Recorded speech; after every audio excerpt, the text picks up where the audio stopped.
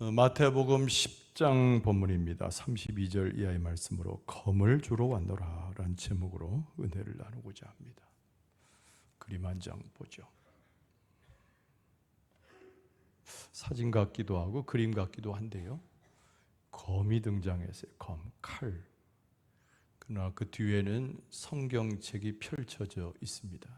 무엇을 의미하는 것일까요? 사람을 해치는 검이 아니라는 것을 알 수가 있죠. 하나님의 말씀의 근간인 예수 그리스도의 사랑, 십자가의 은혜를 검을 가지고 표현한 것입니다. 세상에 분열되고 나누어져 있더라도 하나님의 귀한 사랑, 또 구원하시는 은혜에 접근하는 묘한 질문을 우리에게 던져주고 답변을 주죠. 저 그림을 이해하려면 오늘 본문의 말씀을 우리가 잘 살펴봐야 됩니다. 마태복음 10장에서 12장까지는 예수께서 제자들을 선교의 의무를 가지고 파송하시면서 그들을 경계하여 이루신 말씀이 본문을 이룹니다. 지난주에 봤던 본문에는요, 선교하되 그리스도의 복음을 증거할 때 갈등이 있음을 미리 전제로 하고 있어요. 그래서 매우 지혜롭게 또 정결하게 모든 것을 접근할 것을 예수님께서 당부하신 바가 있습니다.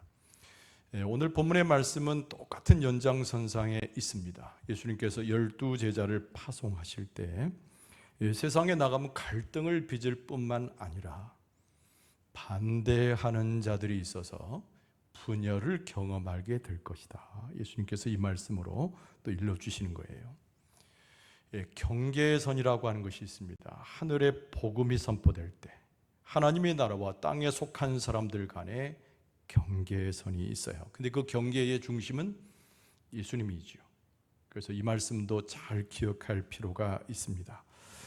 12 제자를 파송하면서 제가 앞서 뭐라고 말씀드렸나요? 갈등이 있는데 그 갈등 속에는 반대하는 자, 그리고 결과적으로 분열이 있음을 가르칩니다. 매우 가까운 우리 주변에서 일이 시작이 된다는 점도 한번 생각해 볼 만합니다. 오늘 본문의 말씀에 예수님의 당부의 말씀과 아까 검과 관련된 하나님의 말씀의 의미는 무엇인가를 깊이 묵상할 수 있어야 돼요.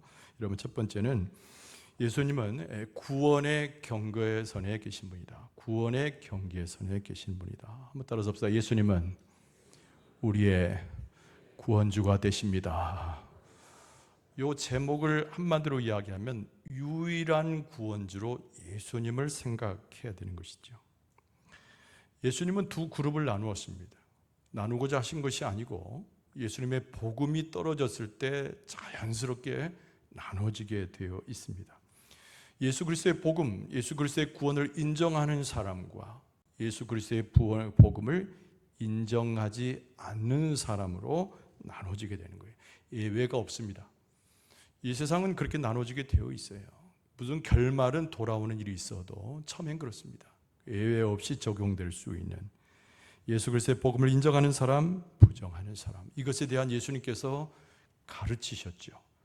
그래서 선교사로 파송되는, 소위 말해 선교사로 파송이 되는 12 제자가 그 반대에 부딪히게 될 때, 나눠짐의 현상을 볼 때 당황하지 말라는 것입니다. 당연한 것이라는 거예요. 예수님께서 일러주신 것입니다. 그러면서 예수님께서 말씀하셨어요. 뭘 말씀하셨어요? 예수님을 시인하라라는 것이죠. 그래야 예수님께서 시인하는 그도 같이 시인해 주신다. 오늘 본문의 말씀에 정확히 보면 32절에 누구든지 사람 앞에서 나를 시인하면 나도 하늘에 계신 내 아버지 앞에서 그를 시인할 것이요. 할렐루야. 우리에게 해당되는 이야기도 하고요, 복음을 받아들인 자들에 대한 말씀이기도 합니다. 근데 여기서 매우 중요한 것은요, 이 32절에 사람 앞에서라고 하는 말입니다.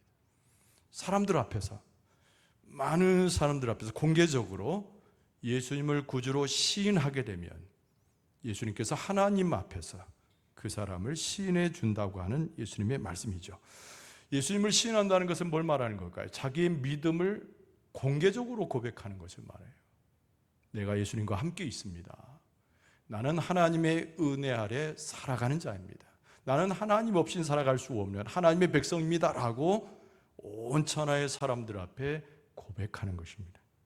그렇게 할 때 예수님께서 하나님 앞에 섰을 때에도 저가 바로 나와 함께 있는 자다라고 예수님께서 시인해 주신다는 말씀입니다. 사도 바울은 일찍이 믿음의 고백을 철저히 할 것을 권면한 바가 있습니다. 로마서 1장에 이렇게 선언했어요. 로마서 1장 16절에 내가 복음을 부끄러워하지 아니하노니 이 복음은 모든 믿는 자에게 구원을 주시는 하나님의 능력이 됨이라. 이 부끄럽다는 것은 당연히 상대가 있는 것이죠. 나를 부끄럽게 하는 그 무언가의 상대가 있는 것이잖아요. 근데 바울이 선언하는 것은 내가 사람에 대해서 어떤 부류에 대해서 내가 앞에 섰을지라도 나는 전혀 내가 받은 복음을 부끄러워하지 않는다. 예수 그리스도의 구원이야말로 하나님의 능력이기 때문이다 라고 선언했던 것이죠. 공개적으로 선언하는 것, 공개적으로 예수 그리스도의 이름을 구세주로 고백하는 것을 전혀 부끄러워하지 않는다. 이걸 말하는 거예요. 시인한다는 것은. 여러 성경 구절에서도 우리에게 많은 것으로 권면하는 것을 볼 수가 있습니다. 특히 로마서 본문에 보면은 로마서 10장 9절이죠. 네가 만일 내 입으로 그랬습니다. 제가 가로 넣은 거는 생략된 말을 넣은 거예요. 계속 읽어드립니다. 네가 만일 내 입으로 먼저 예수를 주로 시인하며 또 하나님께서 그를 죽은 자 가운데 살리신 것을 네 마음에 믿으면 구원을 받으리라. 그러니까 마음에만 난 구원받아서 나는 예수님을 믿는 사람이야 라고 속삭이지만 말고 사람들 앞에 공개적으로 예수 그리스도의 구원주임을 고백하게 될 때, 많은 사람들한테 공개적으로 예수 그리스도를 주라 시인하게 될 때 정말 구원에 이르는 하나님의 복음을 소유한 사람의 삶을 살 수 있음을 가르칩니다. 근데 반대 경우도 있는 거죠. 그러니까 반대자, 분열이 되는 겁니다. 예수 그리스도를 부정하는 사람들, 부인하는 사람들이 있게 돼요. 예수님께서 말씀하신 거예요. 땅에서 나를 부인하게 되면 내가 하나님 앞에 서서 내가 너 역시 부인할 것이다. 정확한 말씀은 33절의 말씀이죠. 누구든지 사람 앞에서 나를 부인하면 나도 하늘에 계신 내 아버지 앞에서 그를 부인하리라. 반대 방향으로 작동되는 또 하나의 축을 예수님께서 설명하신 것입니다. 그러니까 예수님을 부인한다는 것이 뭘 말하는 것이죠? 예수님을 뭐라고 부인하는 거예요? 나 그 사람을 모른다 이런 정도가 아니고 구세주로서 나를 구원할 유일한 주로서 예수님을 부정해버리는 것이에요. 그 나의 진정한 내 삶을 이끌어가고 내 삶을 복되게 할 예수님을 부정하는 것이죠. 그럴 때 예수님께서 기본적으로 내가 예수님과 함께 있지 않음을 말했기 때문에 예수님도 하나님 앞에 서서 나도 그를 모른다고 말씀하시는 것이죠. 부인하는 거예요. 내가 그를 알지 못한다. 그건 나와 상관이 없다고 말씀해 버리신다는 거예요. 굉장히 중요한 얘기입니다. 여러분, 우리가 결혼을 했잖아요. 아직 미혼인 분도 있지만은 우리가 결혼했는데 밖에 나가서 아내와 남편이 동행을 했는데 아내라고 남편이라고 소개하지 못한다면 어떤 일이 벌어지겠습니까? 심각하잖아요. 아주 극단적인 얘기긴 하지만 예수님과 우리는 신랑과 신부처럼 결혼한 관계예요. 근데 밖에 나가서 내가 예수 그리스도를 믿어 예수님이 나의 구세주라고 고백하지 못하고 정녕 우리 모습 속에서 예수님을 부인하게 되면 예수님 경고하신 겁니다. 사람들 앞에서 나를 부인하면 내가 하나님 앞에서 너를 모른다고 할 것이라고 예수님 말씀하신 거죠. 그러니까 우리의 신앙이라고 하는 것은 철저히 예수님과의 관계성에 있습니다. 우리의 삶의 성공과 실패도 생명과 우리의 삶의 멸망도 예수님과의 관계를 어떻게 고백하느냐에 달려 있는 것이죠. 마지막 때에 하나님께서 우리를 관찰하실 때 예수 그리스도의 믿음의 여부를 어떻게 결정하시는지를 마태복음 25장 말씀에 보면 이렇게 말씀합니다. 마태복음 25장 31절 이하예요. 인자가 자기 영광으로 모든 천사와 함께 올 때 자기 영광의 보좌에 앉으리니 모든 민족을 그 앞에 모으고 각각 구분하기를 그랬어요. 구분하기를 목자가 양과 염소를 구분한 것 같이 하여 양은 그 오른편에 염소는 왼편에 두리라. 이게 우리의 운명이 어떻게 결정돼요? 우리가 천국 가느냐 지옥 가느냐 우리의 운명이 어떻게 결정돼요? 예수 그리스도를 시인하느냐 부인하느냐에 결정되는 겁니다. 오늘 여기에 모인 분들은 예수 그리스도를 나의 구주로 시인하고 나는 주님과 함께 있습니다 라고 공개적으로 고백할 수 있는 분이기 때문에 하나님께 예배하고 찬송하고 하나님을 높이고 계시는 줄로 믿습니다. 그러니까 우리가 예수님을 인정하느냐 그렇지 않느냐에 따라서 하나님의 가족이 되느냐 그렇지 않느냐도 결정되는 거예요. 하나님이 나의 아버지로 고백하지 않습니까? 하늘 아버지께서 나의 진정한 아버지가 되지 않습니까? 예수 그리스도를 시인함으로 하나님이 우리의 아버지가 되시는 거예요. 여러분 예수 그리스도를 나의 구세주로 믿고 고백하십니까? 예수께서 나의 구세주인 것을 믿고 고백하십니까? 그러면 하늘에 계신 그 아버지께서 아무도 생각하지 못했던 하늘에 계신 그 아버지께서 여러분과 저의 아버지가 되시는 줄로 믿습니다. 오늘 본문의 말씀은 계속 이어가고 있는데요. 매우 중요한 두 번째 특징은 예수님은 이 땅의 경계선이 된다라는 거예요. 이 땅에 거주하는 많은 사람들의 그 중심의 경계선이 된다는 거예요. 여러분 이걸 꼭 기억할 필요가 있습니다. 오늘 본문의 말씀의 충격적인 말씀은 평화에 대한 말씀을 먼저 던지시는 것이죠. 그런데 예수님께서 평화를 이 땅에 가져온 것이 아니고 검을 주러 왔다고 말씀하시고 매우 충격적인 말씀입니다. 검을 주러 왔다. 검은 다른 말로 칼이잖아요.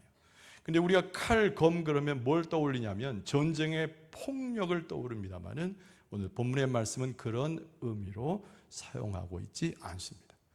검은 가르는 거예요.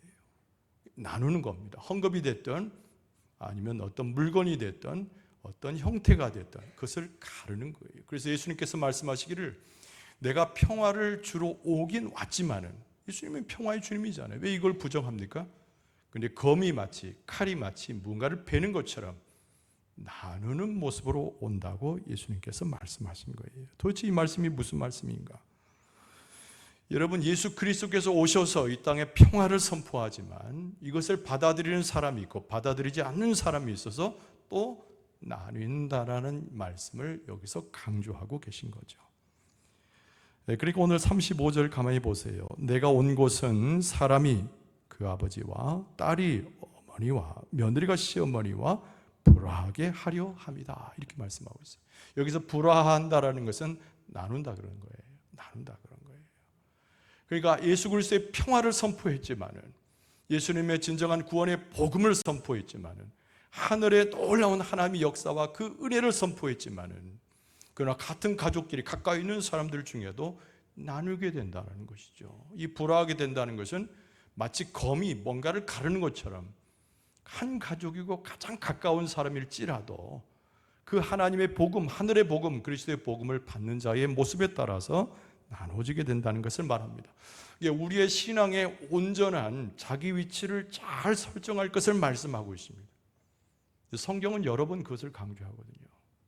나는 이것도 좋고 저것도 좋습니다. 이럴 때는 이렇게 하고 저럴 때는 저렇게 하고 중립적인 것이 지혜롭다고 여기는 사람이 있는데 성경적으로 매우 어리석은 거예요. 이것을 행하든지 저것을 행하든지 이쪽을 선택하든지 저를 선택하든지 분명한 선택을 요청하는 것이 성경의 말씀입니다. 어느 쪽이든 선택해야 되는 것이죠. 여러분 예수 그리스도께서 평화를 가져오셨어요. 오늘 본문의 말씀은 평화를 가져오지 않았다고 말씀하는 것처럼 보이지만 평화를 가져왔어요. 궁극적으로는. 그런데 우리는 어느 쪽을 택하죠? 예수 그리스도를 택하고 그러나 예수 그리스도를 택하지 못한 자에게는 마치 검을 가지고 온 것처럼 보여지는 것이죠. 결국 예수 그리스도의 승리는 우리에게 예정되어 있습니다. 믿습니까? 예수 그리스도의 승리가 올 때 온전한 평화가 오지만은 그 온전한 승리와 평화가 임하기 전에는 마치 검으로 갈라놓은 것처럼 서로 간에 분열되어서 불화하게 될 것임을 말씀하는 거예요. 그 사랑하는 형제끼리 자매끼리 가족끼리 나누어지는 것을 보고 제자들에게 말씀하신 거예요. 이상히 여기지 말라는 거예요. 마치 검으로 갈라놓듯이 그들이 나누어지겠지만 그러나 하나님의 진정한 평화, 예수 그리스도의 평화가 완성될 때에는 그 평화가 하나로 묶어질 것임을 이미 전제로 말씀하신 거예요. 여러분 여기에 모인 우리들에게 있어서 나누어짐이 있습니까? 그리스도의 평화로 완숙된 우리는 나누어짐이 없이 혹시 나누어진 때가 있었을지라도 지금 평화로 합하고 하나가 되어 있는 줄로 믿습니다. 그런데 나누어짐에서 굉장히 중요한 말씀, 오늘 꼭 기억할 것이 있어요. 이 나누어진다는 얘기를 예수님 계속 하신 건데, 나누어지는 것으로 끝나면 복음이 아닙니다. 나누어진다는 것의 진정한 의미를 말씀하신 거예요. 특히 후반부에 어떤 얘기를 하냐면 더욱더 무언가를 사랑하라는 뜻입니다. 할렐루야. 눈치채셨죠? 예수 그리스도를 더욱더 사랑해야 될 줄로 믿습니다. 우리의 최고의 사랑의 대상이 무엇인가를 먼저 일러줘요. 그래서 첫 번째로는 가족보다 예수님을 더 사랑하라. 예수님께서 평화를 주러 온 것이 아니라 검을 주러 왔다. 그래서 사람과 아버지가 딸과 어머니와 며느리가 시어머니가 불화하게 되었다는 말씀에 잘 이해를 해야 그 다음에 나오는 말씀을 잘 이해할 수 있는 거예요. 37절에 보면 아버지나 어머니를 나보다 더 사랑하는 자는 내게 합당하지 아니하고 아들이나 딸을 나보다 더 사랑하는 자도 내게 합당하지 아니하라. 할렐루야. 이 말도 곡해하면 안 되겠죠. 가족을 사랑해야 됩니다. 형제를 사랑해야 됩니다. 아내나 남편이 사랑해야 됩니다. 부모가 자식을, 자식이 부모를 사랑해야 됩니다. 서로 사랑하고 계시죠? 요점 서로 사랑하고 계시죠? 남편과 아내가 사랑하시죠? 여자 성도들이 대답이 이렇게 시원찮아요. 한때 왼수같이 보여도 사랑하시기 바랍니다. 이 말씀은 사랑하지 말라는 말씀이 아니잖아요. 가족을 사랑해야 돼요. 남편과 아내와 부모와 자식과 부모 전부 사랑해야 돼요. 그런데 이 말씀의 핵심은 뭐냐면 예수님을 더 사랑하라는 얘기죠. 할렐루야. 예수님을 더 사랑하라는. 그래서 가족을 덜 사랑하라는 뜻이 아니라 예수님을 가족보다 더 사랑하라는 거예요. 그래서 예수님의 이 말씀은 나누어지게 되겠으나 혹시 분열이 있으나 믿음 때문에 서로 원수가 되는 상황까지 가나 그러나 가족은 사랑하라는 거예요. 근데 무엇을 더 사랑하라? 예수님을 더 사랑할지니라. 두 번째는 뭐냐면 자신보다도 예수님을 더 사랑하는 거예요. 이거 한번 따라서 봅시다. 자신보다, 다시 한번 나보다 예수님을 더 사랑해야 합니다. 요거는 꼭 기억하세요. 아까 가족 얘기할 때는 당연한 것인데 이 말씀이 너무 중요해요. 예수님을 따르는 데 있어서 너무 중요한 말씀이에요. 나보다 예수님을 더 사랑해야 돼요. 38절에 보면은 또 자기 십자가를 지고 나를 따르지 않는 자도 내게 합당하지 아니하니라 그랬어요. 왜 우리가 예수님의 십자가를 따라가지 못하느냐? 이 말에 바꿔 말하면 예수님을 나보다 더 사랑하지 못하기 때문에 그런 거예요. 예수님보다 나를 더 사랑하기 때문에 그래요. 내 형편과 나를 도모하는 것과 나를 위안을 삼는 것을 예수님 사랑하는 것 더 크게 생각하기 때문에 예수님께서 지라고 하신 예수님의 십자가를 따르지 못하는 거예요. 여러분 모든 것에는 우선순위가 있습니다. 선택을 해야 돼요. 선택을. 예수님이 원하시는 게 있고 우리가 원하는 것이 있어요. 바꿔 말하면 내가 원하는 것이 있어요. 예수님이 원하는 것이 있고 내가 원하는 것이 있어요. 어떤 걸 선택해야 됩니까? 예수님이 원하시는 것을 선택해야 될 줄로 믿습니다. 그거예요. 예수님이 원하시는 것이 십자가죠. 내가 원하는 것은 편한 삶이고 물질적인 삶이고 세상적 삶이잖아요. 예수님을 더 나보다 더 사랑하는 사람은 예수님이 원하는 것을 선택하게 되어 있습니다. 근데 선택이라고 하는 것은 굉장한 결단이 필요로 하지 않습니까? 나를 부정한다는 얘기는 다른 것이 아니라 나를 미워한다는 뜻이 아니고 예수님을 더 사랑하기 때문에 나의 부정을 선택하는 것이에요. 그리고 또 하나 세 번째는 우리는 예수님을 나의 생각보다 더 사랑해야 돼. 내가 꿈꾸는 것, 내가 생각하는 것보다 더 사랑해. 한번 따라합시다. 예수님을 내 생각보다 더 사랑합니다. 더 사랑한다고 했어요. 여러분 그렇게 믿습니까? 내 생각, 내 꿈, 내가 원하는 것보다 예수님을 훨씬 사랑해야 돼요. 여기 39절 말씀에 보면 자기 목숨을 얻는 자는 잃을 것이요 나를 위하여 자기 목숨을 잃는 자는 얻으리라. 자기 목숨이 얼마나 귀합니까? 그리고 사람들은 흔히 자기 목숨을 위해서 자기 나름대로의 길을 떠납니다. 자기가 원하는 인생을 설계하죠. 자기가 원하는 대로, 자기가 찾고자 하는 방식대로 수단과 방법을 통해서 자기가 원하는 것들을 성취하려고 애를 써요. 탓할 수 있겠습니까? 그러나 인간이 몸부림치고 자기의 뜻을 이루고자 하는 모든 것의 결과는 사망이라고 성경은 말씀하고 있어요. 그럼 우리는 우리의 삶에 내가 원하는 것을 추구하는 삶을 살아야 되는가? 그렇지 않죠. 예수 그리스도를 위하여 내 목숨을 잃어서까지 예수님을 쫓아가야 될 줄로 믿습니다. 그리고 이 말은 가만히 생각하면 우리 가운데 가슴 철렁한 얘기잖아요. 예수님을 위해서 내가 죽기도 한단 말인가? 예수님을 위해서 내가 죽으란 말인가? 굉장히 부담스러운 얘기예요. 그러나 여러분, 나를 위해서나 세상을 위해서 죽는 자는 그냥 죽는 거예요. 다른 사람을 위해서 죽는 것도 혹간에는 의로운 행위일지 몰라도 죽는 거예요. 그러나 예수 그리스도를 위해서 죽고 하나님의 사명을 위해서 죽고 성령의 역사와 함께 죽으면 다시 살게 될 줄로 믿습니다. 예수님께서 이미 우리에게 모범을 보이시지 않았습니까? 지난번에 부활절 이전에 고난주간을 통해서 예수 그리스도의 십자가를 우리는 묵상하지 않았습니까? 예수님께서 십자가에서 죽으셨어요. 여러분 기억나십니까? 예수님께서 십자가에 죽으신 거 기억나십니까? 누구를 위해서? 우리를 위해서 십자가에서 우리 죄를 대신 지시고 죽으셨어요. 근데 예수님께서 죽으시고 끝나신 것이 아니라 예수님의 죽음은 헛된 것이 아니어서 3일 만에 다시 부활하셔서 생명의 주로 우리와 함께 하시는 줄로 믿습니다. 예수님께서 가르치신 게 그런 거예요. 예수 그리스도를 위해서, 하나님의 사명을 위해서 성령과 더불어 그 모든 것을 투자하여 죽게 되면 예수님이 부활하여 사신 것처럼 우리의 생명도 다시 살리리니 겁을 집어먹지 말고 네 인생을 위해서, 물질을 위해서, 세상의 목표를 위해서 달려가지 말고 예수 그리스도의 십자가를 보고 달려가라. 네가 죽으면 다시 살게 될 것이니 그 안에 하나님의 영원한 생명이 있느니라. 이 말씀을 하신 거예요. 그러니까 영원한 것을 붙들고 세상을 향하여 그리스도의 복음을 증거할 것임을 제자들에게 당부하고 말씀하신 겁니다.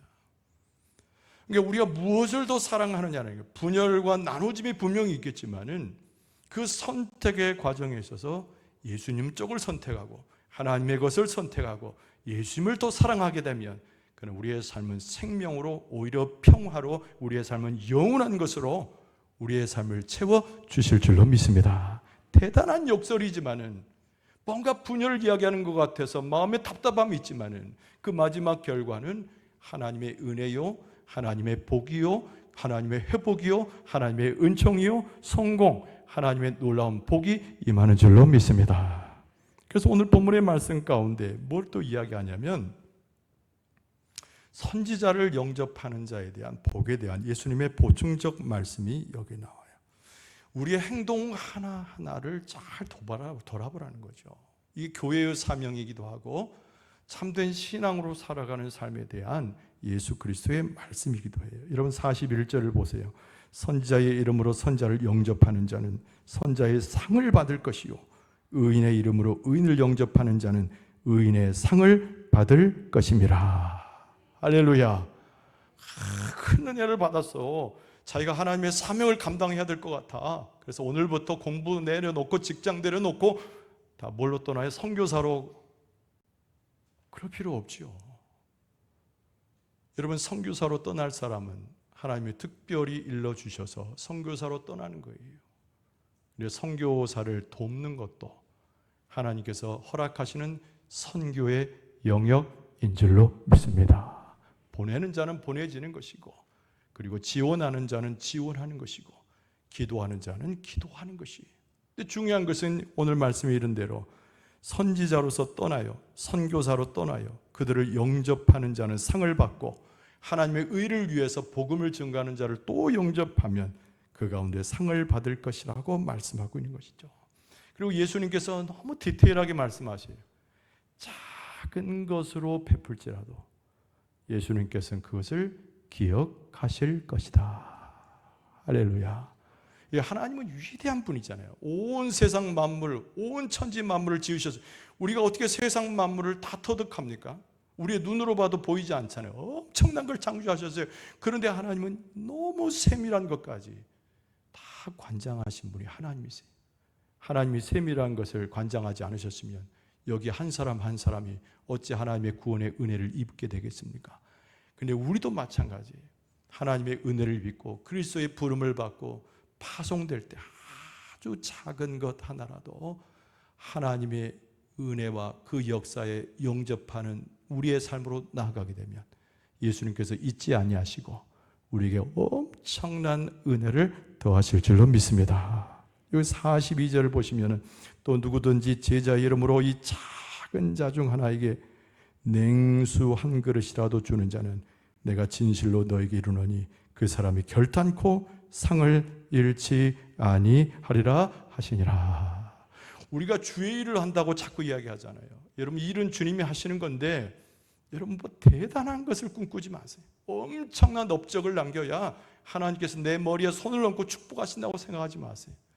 너무 작은 것, 보이지 않는 것, 정성을 들을 때 예수님께서 그걸 잊지 아니하신다니까요. 한 사람의 작은 자를 보고 냉수 한 그릇 떠주는 것이 뭐 이렇게 대수입니까? 그럼에도 불구하고 냉수 한 그릇 떠다 주는 것을 예수님께서 기억하셔서 상을 잃지 않고 허락해 주신다는 거예요. 할렐루야. 왜 이렇게 하실까요? 왜 그렇게 하실까요? 이런 소자에게 작은 자에게 한 것은 예수님께 한 일이었기 때문이죠. 그래서 40절 말씀에 보면 너희를 영접하는 자는 나를 영접하는 것이요 나를 영접하는 자는 나를 보내신 이를 영접하는 것이니라. 그거예요. 그러니까 여러분, 우리가 서로 좀 디테일하게 만나야 돼요. 작은 것도 대접할 줄 알고 작은 마음으로도 사랑을 베풀고 작은 것으로 서로 연결되면서 그를 위해서 기도하고 애써주고 보이지 않는 곳에서 그를 사랑하고 도와주고 감사할 수 있어야 돼요. 그걸 예수님께서 잊지 않는다는 거예요. 아까도 말씀드린 대로 엄청난 세계를 지으신 하나님께서 그러나 우리 눈에 보이지 않는 것까지 전부 보셔서 하나님의 은혜로 역사하시는 예수님이 그런 모습이라는 거예요. 자, 오늘 이 본문의 말씀 속에서 우리는 무엇을 깨달을 수 있습니까? 예수 그리스도를 위해서 우리가 밖에 나가서 복음을 증거하게 되면 반대하는 사람을 만난다는 거예요. 그리고 우리는 분열 속에 빠질 수 있다는, 그러나 당황하지 말라는 겁니다. 여러분, 우리 인생은 짧게 지나가요. 덧없는 것처럼 보이죠. 그러나 중요한 것은 오직 예수 그리스도의 복음을 증거하는 것이 영원한 하나님의 생명을 얻게 되는 유일한 길인 줄로 믿습니다. 하나님께서 모든 것을 기억하시지만은 작은 자의 모습일지라도 그리스도의 복음으로 함께하는 것들은 영원히 기억해 주실 줄로 믿습니다. 이깟 세상에서 우리가 받는 복이야, 이깟 세상에서 누리는 것이야 다 없어지는 것이지만은 하나님의 나라에서 하나님이 인정해 주시는 것이야말로 영원한 것이고 영원한 하나님의 복인 줄로 믿습니다. 예수님을 사랑해야죠. 그것이 오늘 본문의 말씀에 가르치는 겁니다. 가족보다, 네 목숨보다, 네 자신보다 예수님을 더 사랑하라고 우리에게 말씀하고 있습니다. 우리 인생의 궁극적인 모든 것이 어디로 연결되냐면 예수님과 연결되어져 있어요. 여러분, 우리가 기도할 때도 예수님의 이름으로 하듯이 우리의 삶을 살아갈 때도 예수님의 이름으로 살아낼 수 있어야 합니다. 할렐루야. 상대를 대할 때도 예수님의 이름으로 대하세요. 사람들을 만날 때도 예수님의 이름으로 만나세요. 무슨 말을 하든지 무엇을 행하든지 어떤 곳에 있든지 예수님의 이름으로, 예수님의 흔적으로, 예수님의 모습으로 함께 할 수 있기를 바랍니다. 그곳에 하나님의 복이 있고 그곳에 하나님의 함께 하심의 은혜가 있어요. 하늘과 땅의 권세가 누구에게 있는가? 예수 그리스도에게 있어요. 믿습니까? 하늘과 땅의 권세가 예수님과 있으므로 예수님만이 우리의 소망이죠. 예수님만 찬송할 수 있어야 되고 예수님을 더욱더 사랑할 수 있어야 됩니다. 제자들을 파송하시면서 예수님의 마음이 얼마나 마음이 안타까우셨겠어요. 그러면서 당부하시고 예수님이 함께 하신다는 약속을 더불어 주고 계시잖아요. 우리의 삶 자체가 연약할 때 많습니다. 분열을 경험하고 핍박을 경험하면 너무 힘이 들어요. 그러나 그때 꼭 기억하세요. 예수님께서 우리와 함께 하시는 줄로 믿습니다. 하나님께서 우리와 함께 하시는 줄로 믿습니다. 성령께서 우리와 함께 하시는 줄로 믿습니다. 성부 하나님, 성자 예수님, 성령 하나님을 잘 찬송하면서 동행하여 믿음으로 승리할 수 있는 여러분과 저의 모습 되어줄 수 있기를 주의 이름으로 축원합니다.